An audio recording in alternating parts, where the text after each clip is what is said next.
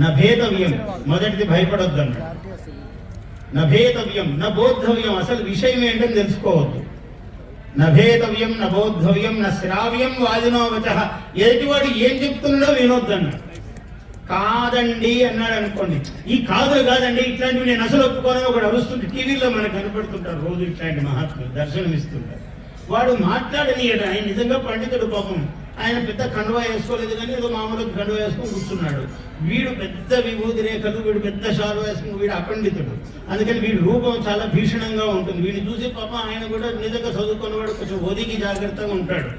అలా కాదండి, అలా కాదని మీరు ఎట్లా అంటారండి, అసలు కాదన్న మాటే లేదు ఇందులో అంటే. దేని గురించి కాదన్నాడు, దేన్ని అవునన్నాడు, వీడికి అవసరం లేదు. నా బోద్ధవ్యం నా శ్రావ్యం, ఎదటివాడు మాట్లాడేది వినొద్దురా, నీ నోటుకు వచ్చినంతసేపు నువ్వు మాట్లాడుతుండు. సభాయాం విజిగీషుభి, నువ్వు సభలో జగిస్తావురా, ఇది రహస్యం అన్నాడు.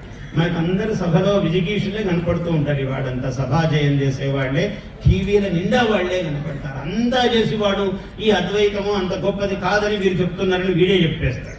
వీడి నోటుకు వచ్చింది వాడి మాటగా వీడే చెప్పేసి అయిపోయింది ఈ సమావేశం అంటాడు. ఇట్లాంటి అపండితులున్న కాలంలో పండితులకు జయించటం నిజమైన కష్టము.